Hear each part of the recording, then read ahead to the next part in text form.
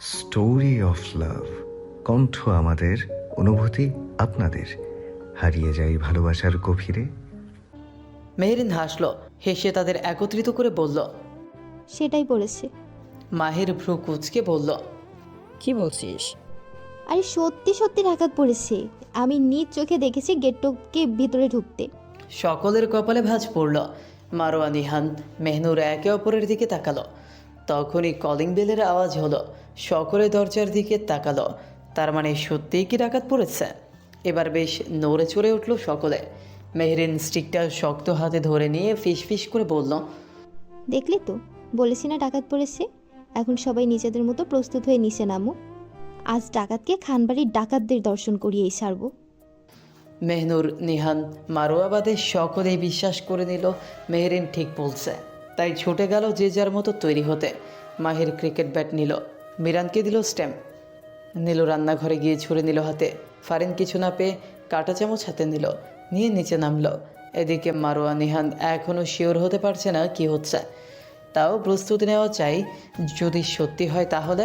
তাই তিনজন গিয়ে নিজেদের গান লুকিয়ে হাতে নিল, নিয়ে তারাও নিচে নামলো। মেহরিন সবার আগে আগে যাচ্ছে, আর বাকিরা পেছনে ধীরে ধীরে দরজার সামনে এগোচ্ছে।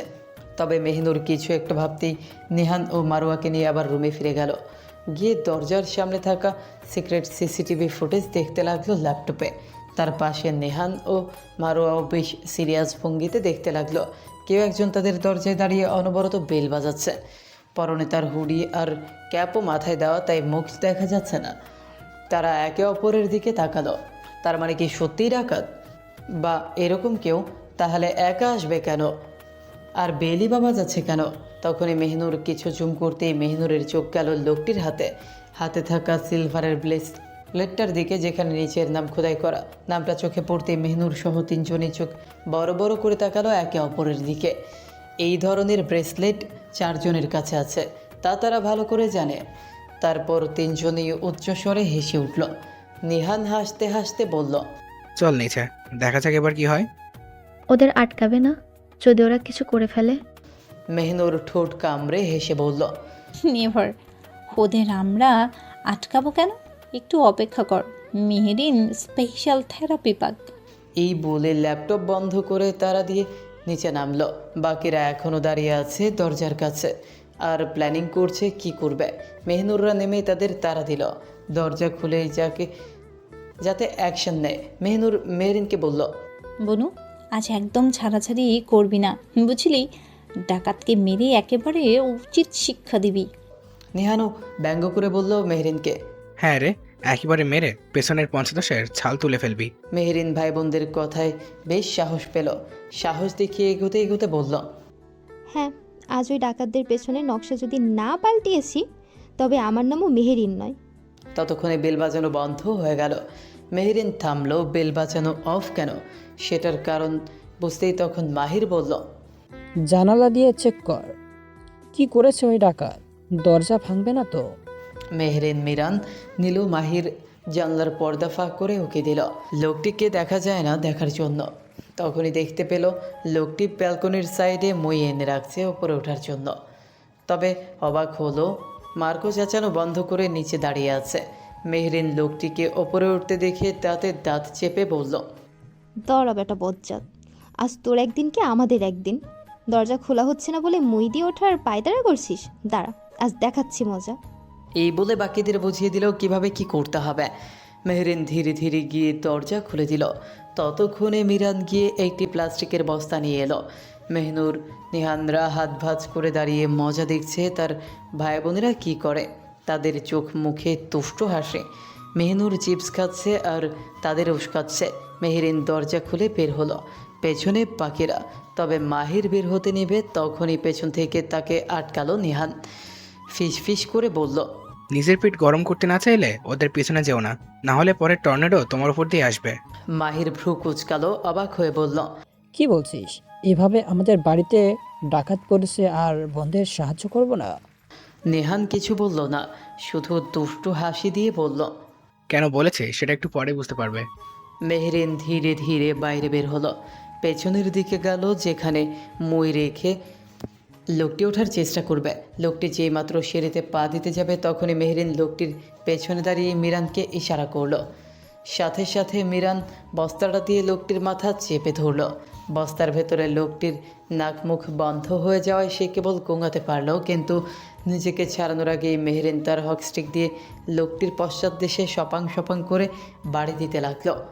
লোকটি গোঙাচ্ছে, তবে কে শোনে কার কথা। মেহরিন গিয়ে লোকটির পঞ্চদেশে হকস্টিকের বাড়ি দিতে লাগলো। লোকটি সবে দু এক সিঁড়ি রেখে ওপরে উঠতে নিয়েছিল, হঠাৎ এমন আক্রমণে লুটিয়ে পড়ল মাটিতে। মেহরিন জোরে জোরে হকস্টিকের বাড়ি দিচ্ছে আর চেঁচিয়ে বলছে, ব্যাটা বজ্জা, কত বড় সাহস তোর! খান বাড়িতে ডাকাতি করতে আসিস? তুই তো জানিস না তোর থেকেও বড় ডাকাতরা এই বাড়িতে আসে। নে, এবার মেহরিন স্পেশাল থেরাপি। এই বলে আবারও সজোরে বাড়ি দিল। মিরান লোকটির মাথা চেপে ধরে আছে, নিল স্ট্যাম্প নিয়ে গিয়ে বাড়ি দিল। শালা, তোর এত বড় সাহস, তুই ডাকাতি করবি? আজ তোর ডাকাতি করার ভূত ছাড়াচ্ছি। দাঁড়া, আজ তোর পেছনের নকশা পাল্টিয়ে ছাড়বো। তোর তো মনে হয় না আজ রাতে শান্তিতে শুতে পারবি। তোর মতো ডাকাতের জায়গা হাসপাতালে, আমাদের বাড়িতে নয়। এদিকে মেহনুররা ঠোঁট চেপে হাসছে, নিহান হেসে কুটি কুটি। মাহির শুধু অবাক হচ্ছে। সেও গিয়ে মারতে চেয়েছিল, তবে মেহনুররা কেন আটকে রেখেছে সেটা সে বুঝতে পারছে না। মেহরিন আবার সজোরে লোকটির মেইন পয়েন্টে বাড়ি দিল আর বলল, ওই দাঁড়িয়ে দেখা, আজকের পর বাথরুমে যেতে পারবি কিনা সন্দেহ। আর কোনোদিন ডাকাতি করবি এই নে। লোকটি সমানে কুঙিয়ে যাচ্ছে, সাথে লোক দুহাত দিয়ে চেপে ধরে কুকরিয়ে চিৎকার করলো। মেহরিন বস্তাটা শক্ত হাতে ধরে রেখে স্ট্যাম্প দিয়ে পায়ের দিকে আঘাত করে ফিস ফিস করে গালি দিতে শুরু করলো। শালা, তোর এত তেজ সাহস করে আবার একা আসিস? তোর পা দুটো ভেঙে দিচ্ছি। কাল থেকে টোটো করে ঘুরে বেড়ানো বাই বাই। পেছন থেকে নেহান হাসতে হাসতে বলল, বা মেহু, একেবারে ব্যাক এন্ড ডিজাইন পাল্টে দিয়েছিস। মেহনুর চিপস চিবোতে চিবোতে বলল, গুড জব, আর একটু একদম কমপ্লিট প্যাকেজ থেরাপি দিয়ে দে। মাহির তখনও হতভম্ব হয়ে নেহানের পাশে দাঁড়িয়ে। তার বিশ্বাস হচ্ছে না এতগুলো মেয়ে মিলে এত ভয়ঙ্করভাবে একজন মানুষকে মারছে। এদিকে মার্কো মেহরিনদের উপর ঘেউ ঘেউ করে সমানে চিল্লাচ্ছে, তাদের আটকানোর চেষ্টা করছে। তবে সেই দিকে কারো কোনো পাত্তা নেই। মার্কো ছুটে গিয়ে মেহরিনের জামা টেনে পিছিয়ে আনার চেষ্টা করছে। মেহরিন নিজের জামা ছাড়িয়ে চেঁচিয়ে মার্কোকে বলল, কি করছিস মার্কো? ছাড় বলছি। আমাকে না আটকে ওই ব্যাটার ডাকাতকে কামড় দিয়ে গিয়ে যা। মার্কো সমানে চেঁচাচ্ছে এক জায়গায় ঠাই দাঁড়িয়ে। তখনই তাদের চেঁচামেচি শুনে রফিক ছুটে এলো। এতক্ষণ ঘুমেছিল, কি হচ্ছে দেখার জন্য এসে অবাক হয়ে বলল, আরে আম্মারা, এ কি করতেছেন? এটা কেডা? এইভাবে মারতেছেন কেন? মেহরিন চেঁচিয়ে বলল। এটা ডাকাত চাচা, গেট টপকে ভেতরে এসেছে। রফিক মিয়ার চোখ বড় বড় হয়ে গেল, দাঁত কেলিয়ে বলল, তাহলে ঠিকই আছে, দেন আম্মা দেন, ভালো কইরা পাছায় মালিশ কইরা দেন। তখনই গেটে জোরে জোরে করাঘাতের আওয়াজ এলো। রফিক মিয়া ছুটে গেল। ফারিসের গলার আওয়াজ শুনেই সঙ্গে সঙ্গে গেট খুলে দিলেন। ফারিসের অগ্নিমূর্তি দেখে ঢুক গিললেন তিনি। ফারিস কোনো কথা না বলে তাকে পাশ কাটিয়ে ছোটে ভেতরে ঢুকল। ঢুকতেই মেহরিনদের সামনে গেল, গিয়ে মেহরিনকে থামিয়ে মেহরিনের হাত থেকে হকস্টিক কেড়ে নিল। নিয়ে ধমক দিয়ে বলল, স্টপ ইট ইডিয়েট। মেহরিন নিচে পড়ে থাকা লোকটিকে দেখিয়ে ফারিসকে বলল, ভাই, ওটা ফিরিয়ে দিন, আমাদের বাড়িতে ডাকাত পড়েছে, এই যে দেখুন। ফারিস আবারও ধমক দিল, আর একটা কথা বললে সব কটাকে থাপড়ে ঠিক করব, স্টুপিড কোথাকার। তারপর হকি স্টিক মাটিতে ফেলল ফারিস। হাঁটু গিরে বসে নিচে পড়ে থাকা লোকটির মাথা থেকে বস্তাটি সরিয়ে নিচে ফেলল। লোকটির চেহারা নজরে আসতেই উপস্থিত সকলের চোখ ছানাবড়া, সকলের মাথা ঘুরে পড়ে যাওয়ার উপক্রম। এর মধ্যেই মেহরিন হতভম্ব, হতবাক। এই মুহূর্তে ফারহানকে এইভাবে দেখে কিছু বুঝে ওঠার আগেই সে মাথা ঘুরে মাটিতে পড়ে জ্ঞান হারালো। তখনই মেহনুর, মারিয়া, ফারিন ছুটে গিয়ে তাকে ধরল। নেহান মুখ বেশ সিরিয়াস করে রাখলো। বুঝতে দেওয়া যাবে না কাউকে যে তারা আগে থেকে জানতো এটা ফারহান। মাহির নির্বাক ফারহানকে দেখে এতক্ষণে বুঝলো নেহানদের আটকানোর কারণ। তার মানে বজ্জাতগুলো আগে থেকেই জানতো। মাহির দাঁতে দাঁত চেপে রেগে তাকালো নেহানদের দিকে। মেহরিন মাটিতে মাথা ঘুরিয়ে পড়তেই মিরানার নীল স্তম্ভিত ভাব কাটিয়ে ছুটে এলো তার কাছে। তারা আসতেই মেহরিন এক চোখ ফাঁক করে মিরান আর নীলুকে কিছু ইশারা করলো সবার আড়ালে। মিরান আর নীলু বুঝলো তাদের কি করতে হবে, সাথে সাথে তারাও জ্ঞান হারালো। মানে তারা এটা বুঝলো এই মুহূর্তে তারা সব জ্ঞানে থাকলে দ্য গ্রেট ফারহান তাদের আর আস্থ রাখবে না, এই মুহূর্তে কেটে পড়া উচিত। এদিকে বাকিরা অবাক হলো একসাথে এই তিন বিচ্ছুকে জ্ঞান হারাতে দেখে। ভাবলো হয়তো ভয় পেয়ে এমনটা হয়েছে। ফারিস মাহির আর নিহানকে বলল, ফারহানকে বাসায় নিয়ে আমি ওদের ভেতরে নিয়ে যাচ্ছি। তারা সকলে মেহেরিন, মিরান আর নীলুকে ভেতরে নিয়ে যেতেই মাহির আর নিহান ফারহানের কাছে গেল। ফারহান বেচারা পাথরের মতো বসে আছে। এই মুহূর্তে তার কি করা উচিত বোধগম্য হচ্ছে না। এমনিতেই ব্যথায় শরীর অবশ হয়ে আছে, তার উপর এই বাদরদের বোকামিতে এমন মার তাকে খেতে হলো। সে তো বাসায় ফিরে ফারিনকে নিতে এসেছিল, তবে বেল বাজিয়েও রফিক চাচাকে ডেকে তুলতে পারেনি, কারণ তিনি একবার ঘুমালে কেউ বোম দিয়ে ওড়ালেও নড়বেন না তা সে জানে। তাই সে গেট টপকে ভেতরে ঢুকেছে। কিন্তু ভেতরে ঢুকে যখন অজস্র বেল বাজিয়েও দরজা খুলছে না, ভাবলো সবকটা ঘুমিয়ে। তখনই খেয়াল করলো মাহিরের রুমের ব্যালকনিতে তার রুমের আলো চলছে। দেখে সে ঠিক করলো মই দিয়ে ভেতরে ঢুকবে। আর তখনই তার গুণধর ভাই বোন এমন আক্রমণ করে বসবে তা সে ঘুণাক্ষরেও ভাবতে পারেনি। তার এখন কী রিয়াকশন দেওয়া উচিত। সে ওভাবে মাটিতে হাত পা ছড়িয়ে বসে আছে। এদিকে মাহির আর নিহান ফারহানের অবস্থা দেখে ঠোঁট কামড়ে নিঃশব্দে হাসছে। মাহির বেচারা মুখ করে ফারহানের কাঁধে হাত রাখতেই ফারহান একবার চোখ তুলে তাকালো ফারহানের দিকে। তাকেই হঠাৎ বাচ্চাদের মতো ভেউ ভেউ করে হাত পা ছড়িয়ে কেঁদে দিল। কাঁদতে কাঁদতে চেঁচিয়ে বলল, মাহির রে, এ মাহির, তোর বোন কবে বড় হবে রে মাহির? আমি আর পারছি না মাহির, আমার ধৈর্যের সীমা ভেঙে যাচ্ছে। মাহির ফারহানের এমন বাচ্চাদের মতো করে কাঁদতে দেখে বেশ মায়াও লাগলো, আবার হাসিও পাচ্ছে। সারাদিন তেজ দেখিয়ে বেড়ানো ফারহানের এই হাল দেখে নিহানও পাশে হাসছে এই হাল দেখে। তা দেখে মাহির চোখ পাকিয়ে তাকালো, মানে সাথে সাথে চুপসে গেল নিহান। তারপর ফারহানকে সান্ত্বনা দিয়ে ধরে দাঁড় করিয়ে নিয়ে গেল ঘরে। ধরনীর বুকে সকাল হয়েছে। সূর্য সবেমাত্র তার লালিমা ছড়িয়ে পূর্ব দিগন্তে উকি দিয়েছে। শীতের সকাল, তাই বাতাসে একটা হিমেল স্পর্শ। ভোরের আলোয় সবুজ ঘাসগুলো শিশির মুক্তাদানায় চিকচিক করছে। পাখিদের কিচিরমিচির আর ভোরের নরম আলোয় নূরমহলের পরিবেশ শান্ত ও স্নিগ্ধ। সারারাত মাহির আর নিহান ফারহানের সেবা করে ফজরের সময় ঘুমিয়েছে। বাকিরাও ঘুমিয়েছে। ফারিস শুধু নিজের বাড়িতে গিয়ে ঘুমিয়েছে, তবে ফারহানকে যেতে দেয়নি। সে মেহনুরদের বাড়িতেই থাকে। মিরান সকাল সকাল উঠেই লনে এসেছিল হাঁটতে। তার ভিতর ভয় কাজ করছে ফারহান তাদের কী হাল করবে এই ভেবে। এইসব চিন্তা করছে আর পায়চারি করছে। তখনই গেটে বেল বাজল। রফিক মিয়া ঘুমে, তাই মিরান গিয়ে দরজা খুলল। তখনই কালো মাস্ক পরা এক লোক ফুল নিয়ে দাঁড়িয়ে আছে। মিরানকে দেখে লোকটি বলল, এই যে বাচ্চা, বাড়ির মানুষকে একটু ডাকো, একটা পার্সেল আছে। মিরান ভ্রু কুঁচকাল। লোকটির কথায় 19 বছরের একটি ছেলেকে ওনার বাচ্চা মনে হচ্ছে। আর একই বলছে, তাকে কি মানুষ মনে হচ্ছে না? সে কি গরু ছাগল? মিরান স্বাভাবিকভাবে বলল, অপেক্ষা করুন, গলায় দড়ি পরে আসতেছি। লোকটি অবাক হলো ছেলেটির কথা শুনে। আরে গলায় দড়ি পড়বে কেন? মিরান হাত ভাঁজ করে দাঁড়িয়ে বলল, আরোহ বোঝনি, দড়ি না পড়লে লাগবে কি করে যে আমি গরু ছাগল? আপনার তো আমাকে মানুষ মনে হয়নি, তাই আমি গরু ছাগল সেটা বোঝাতেই দড়ি পড়তে যাব। লোকটি হতভম্ব হলো। সে তো এমনটা বোঝায়নি। সে ভেবেছিল হয়তো বাড়ির দারোয়ান বা কাজের লোক হবে। এবার ভালো করে মিরানের দিকে তাকালো। চেহারায় একটা বিদেশি বিদেশি ভাব আছে, ভদ্র লাগছে। তার মানে এই ছেলেটা বাড়ির। লোকটি তার কথায় অনুতপ্ত হলো। আমার ভুল হয়েছে, আমি দুঃখিত। তখনই হাতে একটা খাম আর বুকে ফুল এগিয়ে দিয়ে বলল, এই ঠিকানায় একটা পার্সেল ছিল, ধরুন। মিরান হাত বাড়িয়ে নিল। খামে নজর যেতেই মেহনুরের নাম দেখতে পেল। তবে ফুলের বুকেটায় নজর যেতেই তার কপালে ভাঁজ পড়ল। ফুলের তোড়াটি স্বাভাবিকের তুলনায় বেশ বড়, আর ফুলগুলো দুটি রঙের, দুভাগ করা। অর্ধেকটা সম্পূর্ণ কালো গোলাপ আর অর্ধেকটা লাল গোলাপ। লোকটি মিরানের হাতে ধরিয়ে দিয়েই সাথে সাথে উধাও হয়ে গেছে।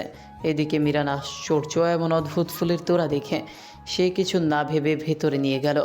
মেহনুর নামাজ পড়ে সবে কফি করার জন্য নিচে নামবে, তখনই ফুলের তোড়া হাতে মিরান ভেতরে এলো। মেহনুরকে দেখে ছুটে এগিয়ে গেল। মেহনুর আপু, দেখো তো, তোমার জন্য কেউ এই বুকেট আর খামটা পাঠিয়েছে। মেহনুর নিচে নামতে নামতে ভ্রু কুচকালো। কে তাকে এইভাবে সকাল সকাল পার্সেল পাঠাবে? মিরান এগিয়ে এসে মেহনুরের হাতে বুকেটার খাম দিল। মেহনুর বুকেটার দিকে নজর দিতেই চোখ কপালে উঠল। এমন অদ্ভুত ফুলের তোড়া কে পাঠালো তাকে? হাজারো প্রশ্ন ঘুরপাক খাচ্ছে। মিরানকে কিছু না বলে সে ওপরে চলে গেল। মেহনুর সোফায় বসে বুকেটা পাশে রাখলো আর রেখেই ভ্রু কুটিয়ে খামটা ছিঁড়ল। ছিঁড়তেই একটি চিরকুট পেরিয়ে এলো। চিরকুটে লেখা, রক্তের এই বিভীষিকাময় খেলায় তোমাকে স্বাগতম আলো আধারের নূর। মনে রেখো, এই ধ্বংসলীলায় আলো তোমাকে বাঁচালেও আধার তোমাকে ক্রাশ করবে। অপেক্ষায় আছি কালো গোলাপের বিষাক্ত ছায়ায় তোমার নতুন যাত্রাপথের প্রথম রক্তের ফোঁটার জন্য। All the best darling. সকাল তখন সবে 9টা। স্নিগ্ধ ভোরের কোমল আলো এখন কিছুটা তীব্র হয়েছে বটে, কিন্তু শীতের সকাল হয়। লনের বাতাস এখনও বেশ শীতল। খান প্যালেসের বিশাল লন জুড়ে একটি অদ্ভুত নিস্তব্ধতা বিরাজ করছে, যা ক্ষণে ক্ষণে ভেঙে যাচ্ছে তিনজনের কাতর আর্তনাদে। সেই নীরবতা ভঙ্গ করে এবার কাঁপা কাঁপা স্বরে মেহরিন বলল, আমাদের এবার ছেড়ে দিন ভাইয়া। এই জীবনে ভুল করেও সরি, মানে ডাকাতকে পিটাবো না। দরকার পড়লে ডাকাত আসলে স্বইচ্ছে তাদের হাতে সব কিছু তুলে দেবো, তাও পিটাবো না ভাইয়া। আর বলতে পারল না। সাথে সাথে সেই জালেবিদের পাতলা কঞ্চির তীব্র আঘাত পড়ল মেহরিনের পায়ে। শীতল বাতাস ভেদ করে সেই তীক্ষ্ণ আঘাতের শব্দ ছড়িয়ে গেল। আঘাতের সঙ্গে সঙ্গে মেহরিন ফুঁপিয়ে উঠল। তবুও যেন সামনে বসে থাকা মানুষটার মনে এতটুকু দয়া বা মায়া হচ্ছে না। এইদিকে মেহরিনের মার দেখে ভয় আরও জোরে জোরে নিল মিরান কান ধরে। 50, 51, 52। এই বলে কাঁপতে কাঁপতে উঠবস করতে লাগলো। মেহরিনের দুপাশে দুজন দাঁড়িয়ে। এই শীতের সকালের ঠান্ডা বাতাসের মাঝেও তারা ঘেমে নিয়ে একাকার। তাদের কপালে বিন্দু বিন্দু ঘাম মুক্তোর মতো জমছে, আর শ্বাস প্রশ্বাস দ্রুত হচ্ছে, যেন তাদের ক্ষুদ্র শরীরগুলো নিজেদের ভুলের প্রায়শ্চিত্ত করছে। মেহরিন বেচারি ফুপিয়ে কাঁদছে আর দুহাত দিয়ে কান ধরে এক পায়ে দাঁড়িয়ে বেচারা মুখ করে আছে সেই সকাল থেকে। তার ছোট শরীরটা যন্ত্রণায় থরথর করে কাঁপছে। আর ঠিক তাদেরই সামনে পায়ের ওপর পা তুলে খন প্যালেসের লনে আয়ুষী ভঙ্গিতে বসে আছে ফারহান। হাতে তার সেই ভয়ঙ্কর জালিবেদ। তীক্ষ্ণ শীতল দৃষ্টিতে সে তাদের পর্যবেক্ষণ করছে। মনে হচ্ছে যেন প্রকৃতির এই শান্ত সকালের মাঝে সে এক কঠোর বিচারক।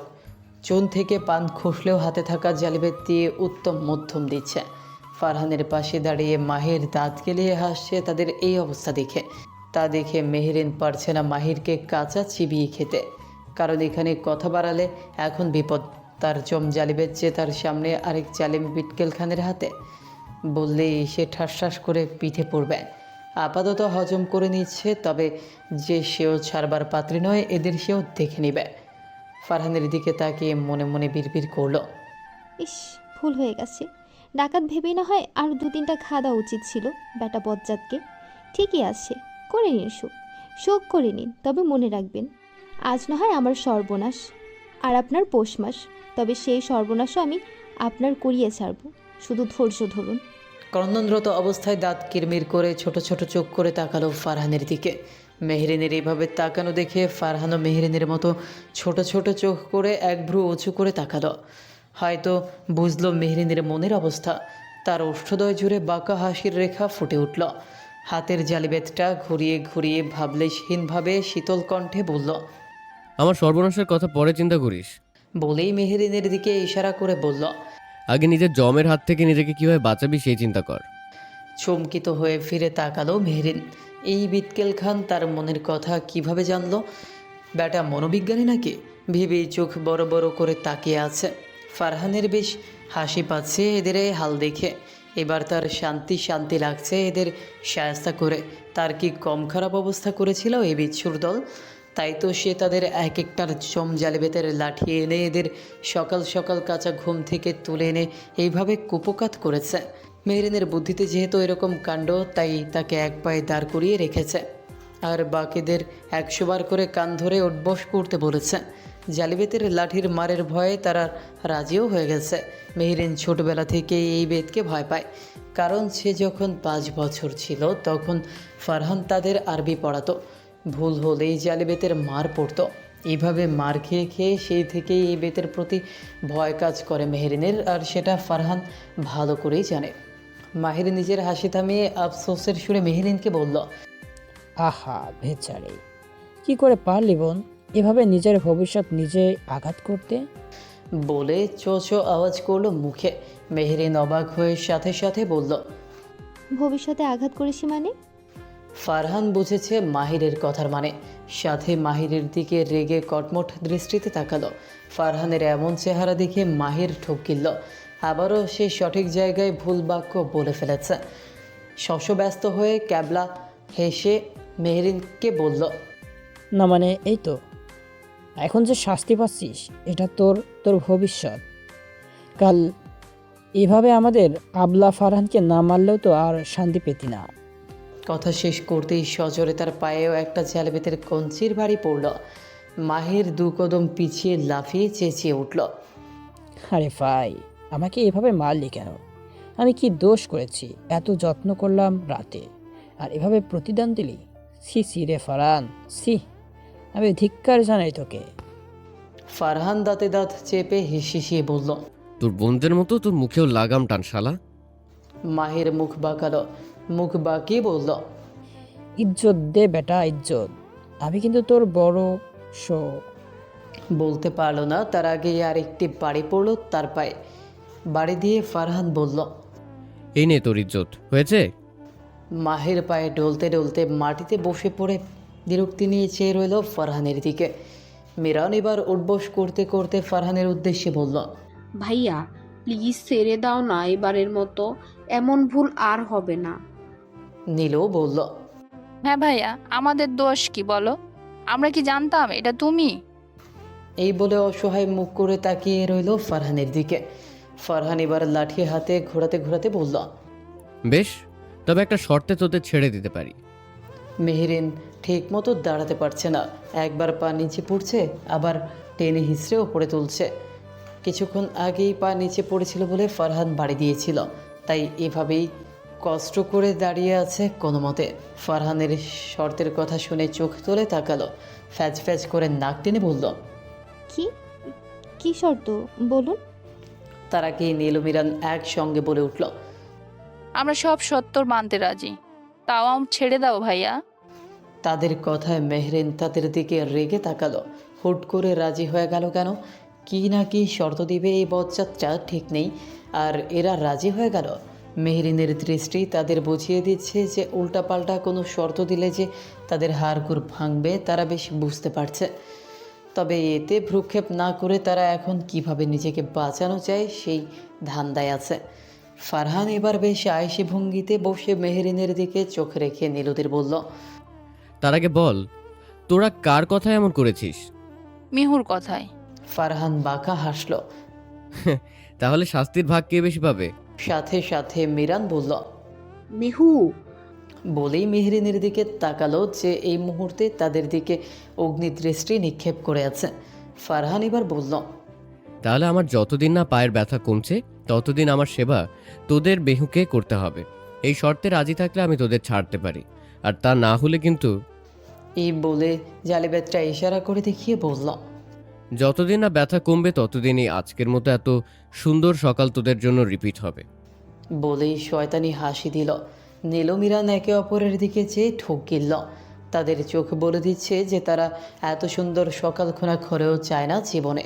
এবার দুজনে মেহরিনের দিকে করুণ দৃষ্টিতে চেয়ে রইল। মেহরিন তাদের দৃষ্টি উপেক্ষা করে মুখ বাঁকিয়ে ফারহানের দিকে তাকালো, কণ্ঠে তেজ নিয়ে বলল, কেন কেন? আমি একা আপনার সেবা করব কেন? ওরাও তো মেরেছে, তাহলে শুধু আমি কেন? ফারহান একই ভঙ্গিতে বাঁকা হেসে ভাবলেশহীন জবাব দিল, কারণ তোর বুদ্ধিতে তারা এমন করেছে। তুই তাদের গুরু আর তারা তোর শিষ্য। তুই না বললে তারা করতো না, আর তারা তাদের ভাগেরটা পেয়ে গেছে। এবার তোর পালা। মেহরিন অসহায় হয়ে তাকিয়ে আছে, বলার কোনো ভাষা পাচ্ছে না। একবার মিরানদের আবার ফারহানকে দেখছে। কি করা উচিত তার? এই ঘাড়তারা ফারহান যা বলেছে তা করেই ছাড়বে, এইটা তারা ভালোই জানে। অবশেষে মুখ খুলল মেহরিন, ঠিক আছে, আমি রাজি। বলেই নিচের দিকে চেয়ে রইল। তার হাত চুলকাচ্ছে, নিষ্পিস করছে, তবে উপায় নেই, চুপ থাকতেই হবে। মেহরিন রাজি হতেই ফারহান বিশ্বজয়ের হাসি হাসল। ফারহান এবার 2 হাত তুলে আর মোড়া ভেঙে হাই তুলে মেহরিনের উদ্দেশ্যে বলল, বেশ, তবে এবার ভিতরে যা, রেস্ট নে কিছুক্ষণ, তারপর আজ থেকে তোর ডিউটি শুরু। মেহরিন পারলে এই লোকটার ঘাড় মটকে দিবে। দাঁত কিরমির করে ফস করে নিঃশ্বাস ছাড়ল। তারপর নীলু আর মিরানদের দিকে একবার তাকিয়ে কিছু না বলে গট গট পায়ে ভেতরে চলে গেল। হাঁটতে তার কষ্ট হচ্ছে, পায়ে বেশ ব্যথা করছে। ফারহান মেহরিনের যাওয়ার পানে তাকিয়ে ঠোঁট কামড়ে হাসলো। নীলু মিরান কাচুমাচু করে এখনও দাঁড়িয়ে আছে দেখে ফারহান আবার তাদের দিকে চেয়ে ভ্রু কুচকে শক্ত কণ্ঠে বলল, তোরা দাঁড়িয়ে আছিস কেন? আরো কয়েক বাড়ি খেতে চাস? ফারহানের কথা শেষ হওয়ার আগেই দুজনে ছুটতে ভেতরে গেল। তখনই হাতে তালে দিতে দিতে তাদের কাছে এগিয়ে আসলো নেহান। এসে ফারহানের উদ্দেশ্যে হেসে বলল, ওয়াহ ভাই ওয়াহ, একেবারে উচিত শিক্ষা দিয়েছ। আরও কয়েকবার দিতে পারলে না? এই বলে আফসোসের সুরে বলল, আমারে তো আদরের ভাইকে কি মারটাই না মারলো, ইস রে। বলেই নাক টেনে দুঃখী হওয়ার চেষ্টা করলো। মাহির আর ফারহান কপাল ভাঁজ করে তীক্ষ্ণ দৃষ্টিতে নেহানের নাটক দেখছিল। মাহির নিচে বসা থেকে উঠতে উঠতে ফারহানের দিকে হাত বাড়িয়ে বলল, ফারহান, জালিবেটটা আমায় একটু দে তো ভাই। নিহান তার হাসি থামিয়ে এবার সিরিয়াস মোডে চুপসানো মুখ নিয়ে মাহিরের দিকে তাকালো। মাহিরকে সুবিধার ঠেকছে না। সে তো ভুলে গেছে মাহির যে সত্যিটা জানে, যে তারা আগেই জেনেছিল। ব্রেসলেট দেখে, কারণ এরকম 4টি ব্রেসলেট ফারহান, মাহির, ফারিস আর নিহানের কাছে আছে। এদিকে মাহির দাঁত দিয়ে ঠোঁট কামড়ে দাঁড়াতেই নেহান দিল ভোঁদর, যেন প্রাণের ভয়ে হরিণ ছুটছে। সাথে মাহিরও জালিবেত নিয়ে নিহানের পিছু পিছু দৌড়াতে দৌড়াতে বলল, দাঁড়া বেটা বজ্জাত, জেনে শুনে মার খাইয়ে এখন নাটক করা হচ্ছে। আস্তি দাঁড়া, তোকে দেখাচ্ছি মজা। তোর পিঠে এখন ঝালিবেতের বসন্ত উৎসব হবে। এই বলে সে ক্ষিপ্র গতিতে ছুটতে লাগলো। মাহিরের কথায় নেহান ছুটতে ছুটতে বলল, দেখো ভাই, ছেড়ে দাও, আমি কিন্তু তোমায় বাঁচিয়েছি, নাহলে ওদের মতো তোমার পিঠেও ঝালিবেতের বাড়ি পড়তো। এই শুনে কার কথা, মাহির তার মতো ছুটছে নেহানের পিছু। ধরতে পারলে আজ রক্ষে নেই। এদিকে তাদের এভাবে দৌড় দেখে ফারহান নিঃশব্দে হেসে দুদিকে মাথা নাড়ল। পরক্ষণে কিছু একটা ভেবে তার মুখে কিঞ্চিত হাসি ফুটে উঠল। বিড়বিড় করে বলল, আপনার বাদরামি যদি এবার না ছাড়াচ্ছি ম্যাডাম, তাহলে আমার নাম ফারহান নয়। এই বলে ওঠে নিজেদের বাড়ির উদ্দেশ্যে পা বাড়ালো।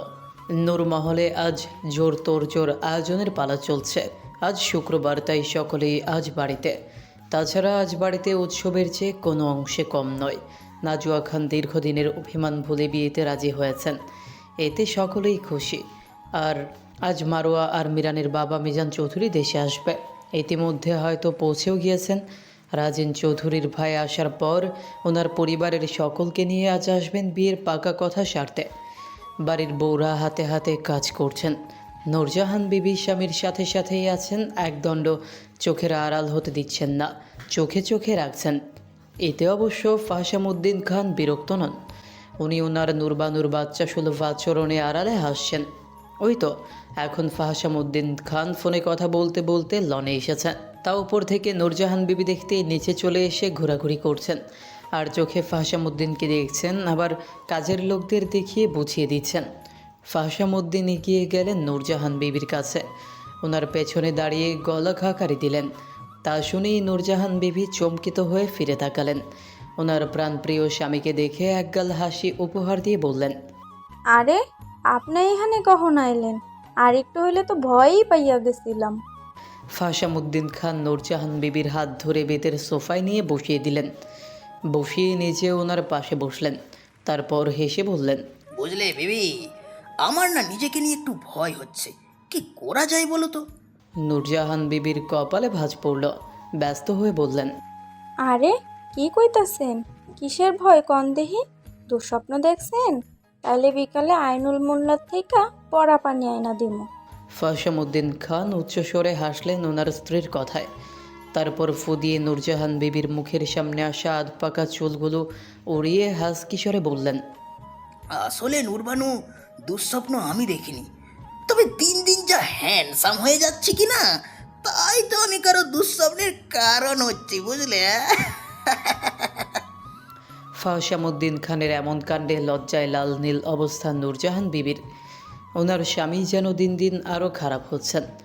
বাচ্চা কাচ্চা বিয়ে দিয়ে তাদের ঘরের সন্তানদের বিয়ের বয়স হয়ে গেছে, তবুও একচুল পর্যন্ত পরিবর্তন হননি ফাহসামউদ্দিন খান। উনি লাজুক হেসে বললেন, সরেন বদমাস লোক, বাড়ির বউরা আছে, আর আপনি কার দুঃস্বপ্নের কারণ হইলেন শুনি? ফাহসামউদ্দিন খান হেসে ফিসফিস করে বললেন, 10 বছর বদমাইশি করতে পারিনি বউ, বুঝলে? আরে বয়স হলেও তোমার ভাইজানের বাপ, তোমার ওই ফাসুর মন কিন্তু এখনো পাল্টায়নি বিবিজান, বুঝলে? কিন্তু আগে সেই ফাইসই রয়ে গেছে তার নূর বানুর কাছে, হ্যাঁ বুঝলে? তা আর দুঃস্বপ্ন তোমার হচ্ছে বিবি, কি জানি রহিমা বেগম তোমার প্রাণপ্রিয় স্বামীর কাছে চলে আসে এই ভেবে। এই বলে হেসে নূরজাহান বিবির হাত ধরে বললে, তবে তুমিও কিন্তু তেমন পাল্টাওনি বিবিজান, এখনো আমার নেয়া হিংসা করো, এখনো আমার নিয়ে হিংসা করো, তাই না? ঠিক তেমনই তোমার ফাসহুরও মনও একটুকু বদলায়নি, ঠিকই ভালোবাসা আগের মতোই আছে।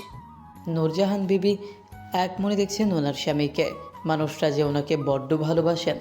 ওনার স্বামী যে বরাবরই এমন, রাগের সময় রাগ, যেখানে ওনার ওপর আর কেউ কথা বলতে পারবে না।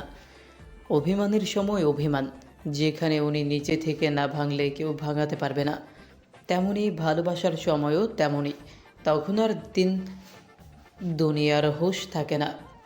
নাতিগুলোও হয়েছে এরকম দাদার মতো, জিদ মায়া মহব্বত তাদের মধ্যেও বিরাজমান। ফারিস্ত ফাহসামউদ্দিনের ফটোকপি, উচ্চতায় কথায় জ্ঞানে তীক্ষ্ণ বুদ্ধিতে ফাহসামউদ্দিন খানের মতো, যেন ফাহসামউদ্দিন খানেরই এপিটোপিট। আহিম, আমরাও কিন্তু বাড়িতে আসছি, আম্মা আব্বা।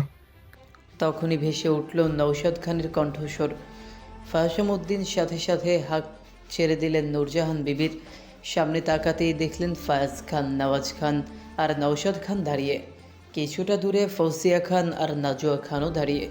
ফায়াজ খান আর নেওয়াজ খান উল্টো ঘুরে এদিক ওদিক তাকিয়ে ফায়াজ খান ফোনে কথা বলার ভান করে কিছুটা দূরে চলে গেলেন। নওয়াজ খানও কাজের লোকদের কাজ দেখানোর বাহানায় সরে গেলেন। তবে ব্যতিক্রম নৌশাদ খানের, তিনি দাঁত কেলিয়ে বাবা মায়ের রোম্যান্টিক মুহূর্তের ব্যাঘাত ঘটিয়ে চেয়ে আছেন।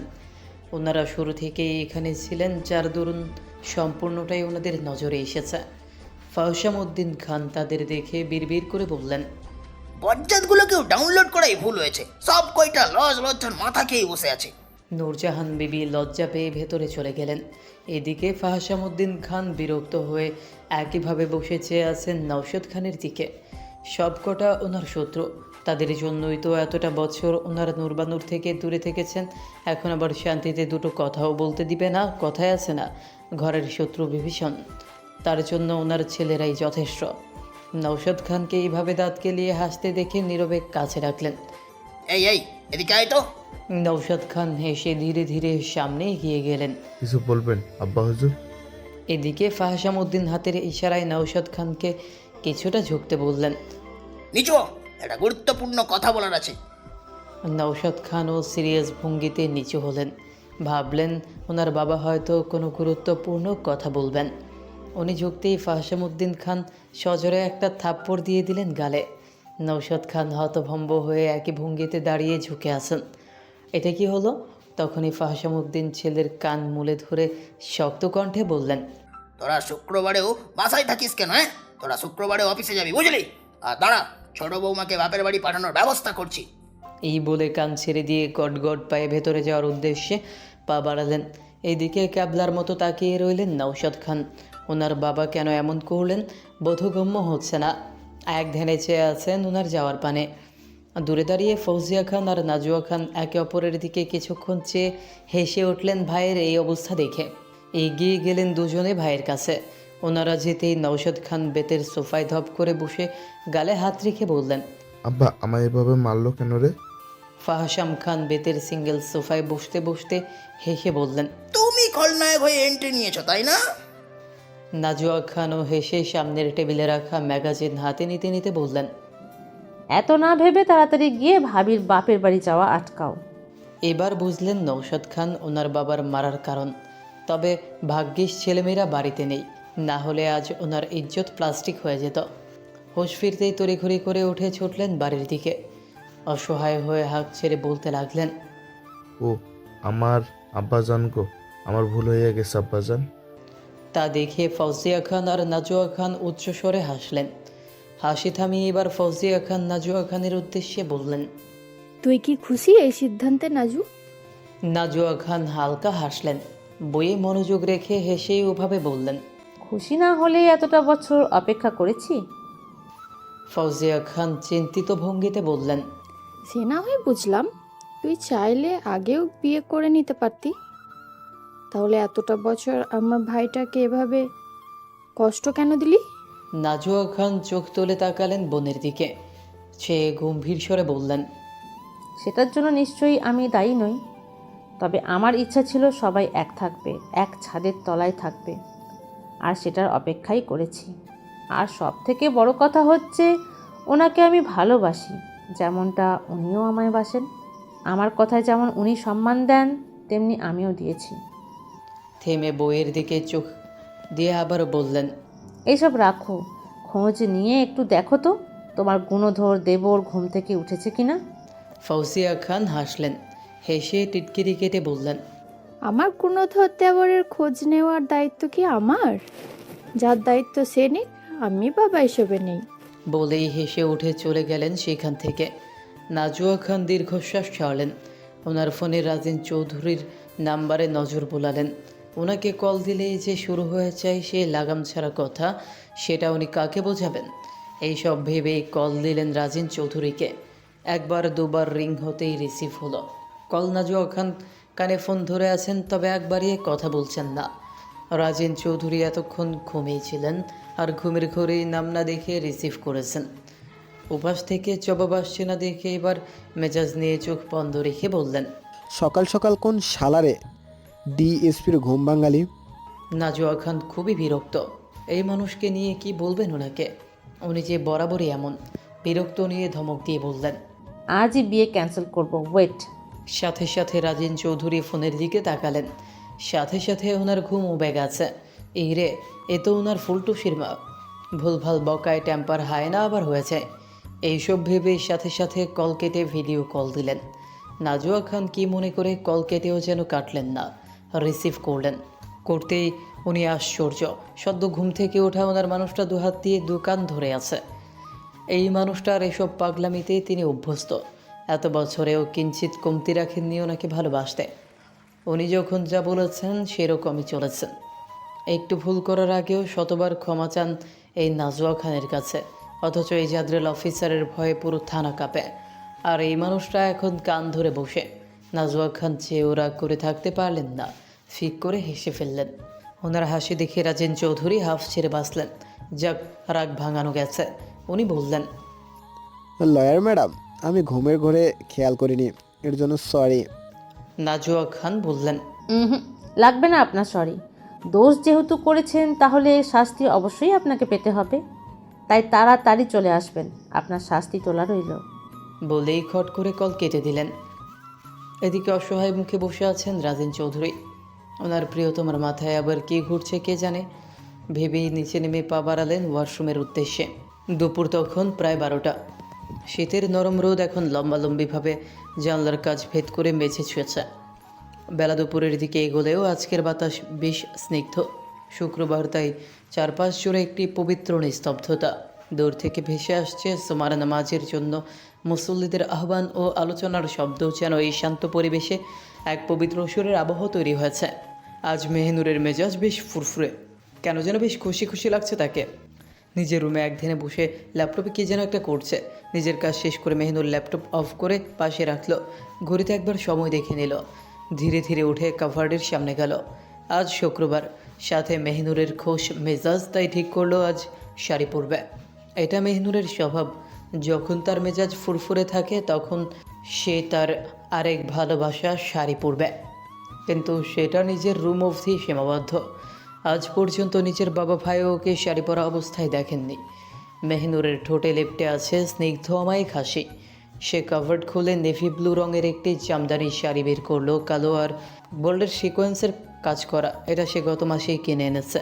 মেহনুরের আলাদা একটি শখ আছে শাড়িতে, তাই তো সে প্রত্যেক মাসে একটি করে শাড়ি কিনবে। কিনে তার শাড়ির কালেকশানে অ্যাড করবে। আর কথা না বাড়িয়ে শাড়িটির সাথে ব্লাউজ এসব নিয়ে ওয়াশরুমে ঢুকে গেল। কিছুক্ষণের মধ্যেই মেহনুর বের হলো। পরনে তার সেই শাড়িটি, কালো হাফ হাতা ব্লাউজটা আর তার গায়ের রঙের সাথে বেশ মানিয়েছে। মেহনুর সে যেন এক জীবন্ত প্রতিমা। তার গায়ের রং দুধে আলতার মতো নয়, বরং তা এক স্নিগ্ধ ধূসর আভার মতো, যা তাকে দিয়েছে এক গভীর আর রহস্যময় সৌন্দর্য। কালো ব্লাউজের কন্ট্রাস্টে তার ত্বক আরও উজ্জ্বল লাগছে। ঘন বাদামি চুলগুলো ভিজে পিঠের ওপর ছড়িয়ে আছে। তার দু চোখে যেন হরিণীর চঞ্চলতা, আর সেই চোখে লুকিয়ে আছে গভীর বুদ্ধিদীপ্ত চাহনি। ঠোঁটে কোনো প্রসাধন নেই, তবুও যেন সেখানে এক মিষ্টি হাসি লেপ্টে আছে, যা দূর থেকেও মনকে শান্তি এনে দেয়। আপাতত কোনো মতে পেঁচিয়ে বের হয়েছে শাড়িটি, নামাজের পর ঠিক করে পূর্বে বলে বের হয়ে যায়। নামাজটা হাতে নিল, সুন্দর করে বিছিয়ে পাক্কা গিন্নিদের মতো শাড়ির আঁচলটা মাথায় টেনে নিল। এখন তাকে কোনো নতুন সদ্য বিবাহিত মেয়ের মতোই লাগছে। মেহনুর জোহরের নামাজ শেষ করে উঠল। যায় নামাজ গুছিয়ে রেখে এবার চুলে পেঁচিয়ে রাখা তোয়ালে খুলে আপন মনে গুনগুন করে চুলের পানি মুছতে মুছতে বারান্দায় গেল। চুল মুছে হাতের তোয়ালেটা মেলে দিল তারে। তারপর এক সাইডে শীতের এই মিষ্টি রোদ দেখে গিয়ে দাঁড়ালো। ভেজা চুলগুলো কয়েকটা ঝাড়া দিয়ে পুরো পিঠে ছড়িয়ে দিল। এদিকে সামনের লেয়ার কাট ছোট ছোট চুলগুলো এসে বাতাসের সাথে দুলে মুখ ছুঁয়ে যাচ্ছে। তবে মেহনুরের অগোচরেই এই দৃশ্য কারো নজরে আসতেই আপনা আপনি হাতের ফোন কান থেকে মাটিতে কর্কশ আওয়াজে পড়ে গেল। সহসাই এক হাত বুকের বা পাশে চলে গেল। বিস্ময়ের ঘোর যেন এক লহমায় আচ্ছন্ন করেছে তাকে। এই রূপ, এ যেন সদ্য ফোটা কোনো রাতের রানী। এই রূপে নিজের প্রেয়সীকে কখনো দেখেছে বলে সন্দেহ। অবাক নয়নে তাকিয়ে আছে ফারিস। কেন যেন তার বুকে চিনচিন ব্যথা অনুভব করছে। বুকে হাত রেখে জোরে জোরে নিঃশ্বাস ছাড়ছে। হ্যাঁ, মাত্রই নামাজ থেকে ফিরে কলে কথা বলতে বলতে ফারিস বারান্দায় এসে দাঁড়িয়েছিল। ফারিস আর মেহনুরের রুমের বারান্দা প্রায় মুখোমুখি, যার দরুন স্পষ্টই দেখতে পাচ্ছে। ফারিসের পরনে সাদা পাঞ্জাবি পাজামা, এখনও রয়েছে পাঞ্জাবির হাতা ফোল্ড করে রাখা। ঘাড় ছুঁই ছুঁই চুলগুলো বাতাসে দুলছে, তবে এতে তার কোনো হেলদোল নেই। সে মুগ্ধ নয়নে এক দৃষ্টিতে চেয়ে আছে সামনের বারান্দায় দাঁড়িয়ে থাকা তার এই নীলঞ্জনাকে, যার উপর দুপুরের সোনালি রোদ পড়েছে। সে আলো যেন স্বর্গের আলপনার মতো তার ভেজা কালো চুলে এসে পড়েছে, যার দরুন চুলগুলো মুক্তোর মতো ঝলমল করছে। প্রতিটি চুলের রেখা যেন স্বর্ণালী আভা মেখে নিয়েছে। বুকে হাত রেখে অস্ফুটে সেদিকে চোখ রেখে বিড়বিড় করল, একটাই তো জীবন, এই জীবন আর কতবার নিবি পাখি? তোর দহনে এ হতভাগার মন না পুরালে কি হয় না? বল, কবে তুই এই মনের বন্দি খাঁচায় ধরা দিবি? ধূসো রাখিনি। এদিকে মেহনুর রেলিং ধরে নিচে তাকিয়ে থাকলেও ফারিসের এই চেহারা তারও নজরে এসেছে। তা দেখে ঠোঁটে ঠোঁট চেপে মুচকে হাসল। এবার রেলিং থেকে হাত সরিয়ে আর চোখে একবার দেখে গুনগুন করে সুর তুলল। এই বলে পেছন ঘুরে যেতে যেতে এক সাইডের চুল এক হাতে স্টাইল করে উড়ালো। তা দেখে ফারিস বুকে রাখা হাত আর একটু শক্ত করে চেপে ধরল। তার ঠোঁটের কোণে লেগে আছে এক মুগ্ধকর অমায়িক হাসির রেখা। মেহনুর চোখের আড়াল হতে ফারিস সেদিকে চেয়ে ফিস ফিস করে গিয়ে উঠল, পাগল হয়ে আছি তোরই কারণ, সাথে করে এনেছি নেই মন, তোর হাসির ছল, তোর চুলের দল আমাকে কেড়ে নেয়, তোর চোখের ঝিল জানি বেরোনো মুশকিল, মানি তাও পারি না যে এগিয়ে গিয়েছে আমারই দুটো পা, তোকে একার দেখা লুকিয়ে কি মজা, সে তো আমি ছাড়া কেউ জানে না, তোকে চাওয়ার পাওয়ার নয় রে সোজা, সে তো আমি ছাড়া কেউ জানে না। এদিকে এতক্ষণ নিচে তাদের গেটের সামনে দাঁড়িয়ে কোমরে হাত রেখে এক ধ্যানে দেখছিল ওপরের দিকে তাকিয়ে ফারহান মাহির। নামাজ শেষে এসে বাড়িতে ঢোকার আগে দুই ভাই কথা বলছিল। তখনই ওপরে নজর যেতেই ফারিসের এইভাবে দাঁড়িয়ে থাকা দেখে মাহিরদের বাড়িতে চোখ যেতে মেহনুরকে দেখছে। তখনই তারা এইভাবে তীক্ষ্ণ দৃষ্টিতে দুজনকেই পরখ করছিল। ফারিস হঠাৎ নিচে চোখ দিতেই তার দুই ভাইকে এইভাবে সন্দেহের দৃষ্টিতে তার দিকে তাকিয়ে থাকতে দেখে বিরক্তি নিয়ে চোখে উচ্চারণ করল। পরক্ষণেই জোরে নিঃশ্বাস নিয়ে দুদিকে মাথা নাড়িয়ে ভেতরে চলে গেল। ফারিস যেতেই মাহির ওপর থেকে চোখ নামিয়ে ফারহানকে কোনো দিয়ে গুঁতো দিয়ে আওড়াল। এটা কোন রোগে ধরেছে রে ফারহান? ফারহান বিরক্তি নিয়ে মাহিরের কাঁধ থেকে হাত সরিয়ে বলল, যে রোগে তোকে সেকেন্ডে সেকেন্ডে ধরে। মাহির ডোন্ট কেয়ার ভাব নিয়ে হেসে বলল, ভুল বললি, এই রোগে আমাকে নয়, আমাকে দেখে মেয়েদের ধরে, সেটা কি আমার দোষ? ফারহান বাড়ির ভেতরে যেতে যেতে শক্ত কণ্ঠে বলল, তোর দোষ হতে যাবে কেন? এটা তোর পুরুষত্বের দোষ শালা। বলেই কটকট পায়ে ভেতরে চলে গেল। এদিকে থমথমে মুখে মাহির দাঁড়িয়ে আছে। ফারহান এটা কি বলে গেল? সে একজন হ্যান্ডসাম স্টার, একজন মডেল, তাই মেয়েরা তার পেছু পড়ে থাকে। আর মেয়েগুলোর মন রাখতে একটু আধটু ফ্ল্যাট করে বলে কি এটা তার পুরুষত্বের দোষ? মুখ বাঁকালো মাহির। বিড়বিড় করে ঘুরে নিজের বাড়ির গেটের দিকে যেতে যেতে ফারহানের উদ্দেশ্যে বলল, সেই ভাই, যত সব মিডল ক্লাস চিন্তাধারা তোর।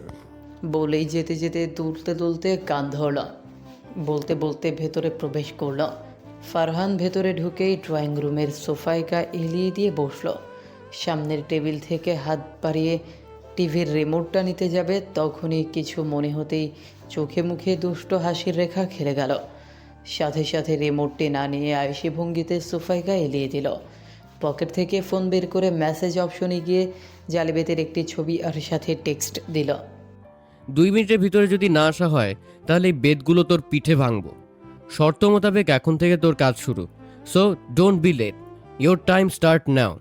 মেসেজ সেন্ড করেই সোফায় গা এলিয়ে ঠোঁট কামড়ে নিঃশব্দে হাসল। এদিকে মেহরিন নামাজ পড়ে নিজের পড়া পড়তে বসেছিল, পরশু তার পরীক্ষাতেই। তখনই টুংটাং আওয়াজে মেসেজ এলো। ওই সময় একে মেসেজ দিবে ভেবেই ফোন হাতে নিয়ে মেসেজ চেক করতেই চোখ বড় বড় করে তাকালো। সাথে সময় দেখে নিল আর 1 মিনিট বাকি। কিছু না ভেবেই পাশে থাকা ওড়নাটা নিয়ে ফোন ওভাবেই ফেলে ছুটে বের হয়ে ধুপধাপ পায়ে সিঁড়ি দিয়ে নামছে মেহরিন। তাকে এভাবে হন্তদন্ত হয়ে ছুটতে দেখে ড্রয়িং রুমে বসে থাকা বাকিরা অবাক হয়ে তাকিয়ে আছে। মেহরিন কারো ভ্রুক্ষেপ না করে বেরিয়ে গেল। খান মঞ্জিলের সদর দরজায় এসে হাঁপিয়ে জোরে জোরে শ্বাস নিল হাঁটুতে ধরে। বড় করে নিঃশ্বাস নিয়ে ভেতরে গেল। গিয়ে সোফায় ফারহানকে বসে থাকতে দেখে গিয়ে কোমরে 2 হাত রেখে ভ্রু কুচকে ঝাঁঝালো কণ্ঠে বলল, বলুন জাহাপানা, কি চাই আপনার? ফারহান মেহরিনের ডাকে ফোন থেকে চোখ তুলে তাকালো। এক ধ্যানে দেখতে লাগলো এই ছোটোখাটো গোলুমুলু পুরীকে। ভেজা ঘন কালো চুলগুলো আধখোপা করা, পরনে সাদা পাকিস্তানি একটি ড্রেস যা তার লাবণ্য আরও বাড়িয়ে তুলেছে। উচ্চতা হয়তো 5 ফুট 3 ইঞ্চি আর ওজন 54 কি 55 হবে। তবে গালগুলো তার টমেটোর মতো গোলুমুলু, ফর্সা মুখশ্রীতে যেন লালিমা খেলা করছে। ছাই রঙা চোখগুলোতে এই মুহূর্তে রেগে ফারহানের দিকে চেয়ে আছে যেন এক রুষ্ট হরিণী। মেহরিনকে দেখে ফারিসের মনে হলো এই যেন এক চায়না গোলাপ যা সবে প্রস্ফুটিত হয়েছে।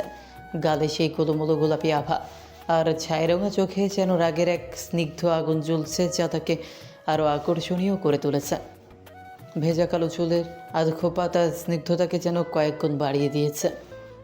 ফারহানকে এইভাবে তাকে থাকতে দেখে এক হাত দিয়ে তুড়ি বাজালো মেহরিন। সাথে সাথে ফারহানের ধ্যান ভাঙল। গলা খাকারে দিয়ে ঢোক গেলে নিজেকে স্বাভাবিক করলো। এবার একটু নড়ে চড়ে বসল সে। মেহরিনের দিকে কপাল ভাঁজ করে তাকে শক্ত কণ্ঠে ধমক দিয়ে বলল, এত দেরি হলো কেন আসতে? 2 মিনিটে আসতে বলেছিলাম, তাহলে 3 সেকেন্ড লেট করেছিস কেন? ফারহানের এমন কথায় মেহরিন হতভম্ব। চল ফাঁক করে হা করে দাঁড়িয়ে রইল তার দিকে চেয়ে। এই লোকের কি মাথা খারাপ হয়ে গেল? কই, আমি তো পায়ে আর ফিউচার প্রদীপে আঘাত করেছিলাম, মাথায় তো দিইনি। তাহলে এমন ভুলভাল বকছে কেন?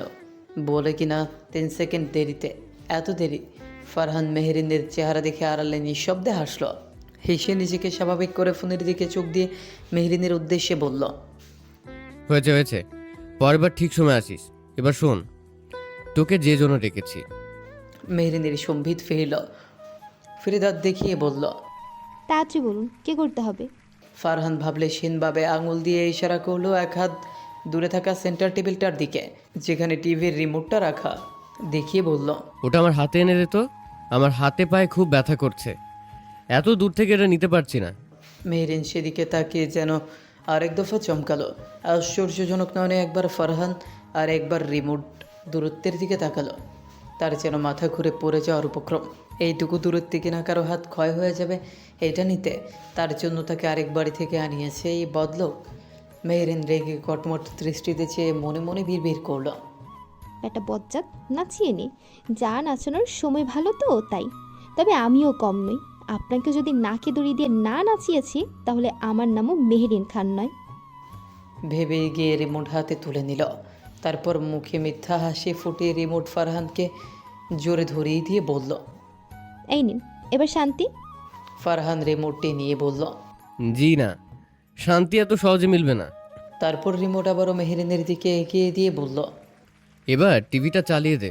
মেহরিন নিজের রাগ দাঁতের দাঁত পিষে হজম করছে, কোনো কথা না বলে ঝাড়া মেরে রিমোটটি নিয়ে টিভি অন করে আবারও রিমোট হাতে ধরিয়ে দিতে তখনই ফারহান আবারও বলল, চ্যানেল পাল্টা, যতক্ষণ না আমার পছন্দ মতো চ্যানেল আসছে।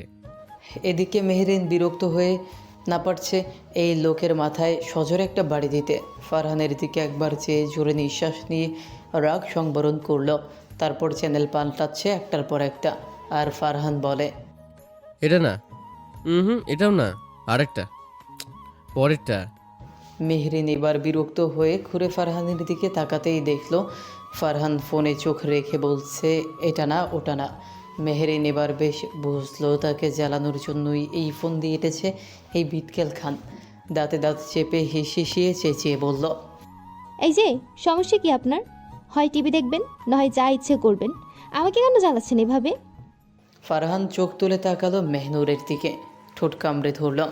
মেহরিনের তেজে কণ্ঠে তাকে ধমক দিতে যাবে তখনই ফারিসের গম্ভীর কণ্ঠস্বর ভেসে এল, মেহরিন, গিয়ে তৈরি হ, আজকে লাঞ্চ বাইরে করবে সবাই। ফারহান আর মেহরিন দুজনে ঘুরে তাকালো সিঁড়ির দিকে। ফারিস ফোনের দিকে চোখ রেখে মেহরিনের উদ্দেশ্যে বলল। মেহরিন যেন হাফ ছেড়ে বাঁচল। এই মুহূর্তে ফারিসকে দেখে যেন পালাতে পারবে এখন ফারহানের থেকে। তাই রিমোট সোফায় ছুঁড়ে ফেলে দৌড়ে যেতে যেতে ফারিসকে বলল, জি ভাইয়া, এক্ষুনি তৈরি হচ্ছি। যাওয়ার আগে ফারহানের দিকে একবার তাকাতেই চোখাচোখি হলো দুজনের। মেহরিন একটা ভেঙচি কেটে দাঁত কেলিয়ে হেসে চলে গেল। এদিকে মেহরিনের বাচ্চা সুলভ আচরণ দেখে ফারহানেরও ঠোঁটের কোণে কিঞ্চিত হাসি ফুটল। ফারিস বাইরে যেতে যেতে ফারহানের উদ্দেশ্যে বলে গেল, গাড়ি নিয়ে বের হ, আমি সবাইকে বলছি। বলেই বেরিয়ে গেল। ফারহানও উপরে চলে গেল গাড়ির চাবি নিতে। মেহনুর শাড়ির আঁচল হাতে পেঁচিয়ে ঘোরাতে ঘোরাতে কিচেনে ঢুকল। আজ তার রান্না করতে ইচ্ছে করছে। শাড়ির আঁচলটা কোমরে খুঁজে নিল, গিয়ে ফ্রিজ খুলে চিকেন বের করলো। আজ মেহনুর স্পেশাল চিকেন টিক্কা বানাবে। লাইলা ইতিমধ্যে সব কিছু বানিয়ে গেছে, তারপরেও মেহনুর তার পছন্দ মতো একটা কিছু বানাবে। আজ তার মন ভালো তাই রান্না করবে। মেহনুর পাকা রাঁধুনি না হলেও হঠাৎ শখ করে করে রান্না করা শিখেছে। মেহনুর নিজের ঘন বাদামি চুলগুলো আধখোপা করে বেঁধে চিকেন ম্যারিনেট করতে করতে সেই চিরচেনা মিষ্টি কণ্ঠস্বরে গুনগুন করে সুর তুলল, मुझे तुम चुपके जब ऐसे देखती हो अच्छी लगते हो,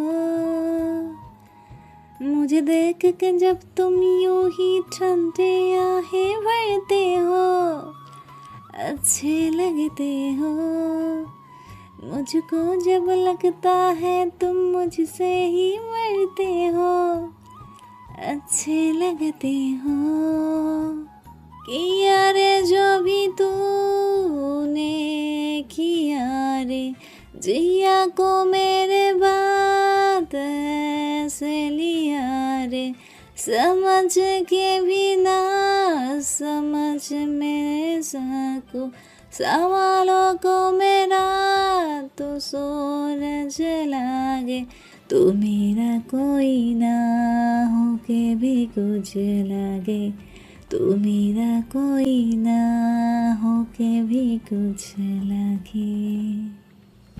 अपना बना ले पिया, अपना बना ले पिया, अपना बना ले मुझे, अपना बना ले पिया, अपना बना ले पिया, अपना बना ले पिया, दिल के नगर में शहर तू बसा ले पिया।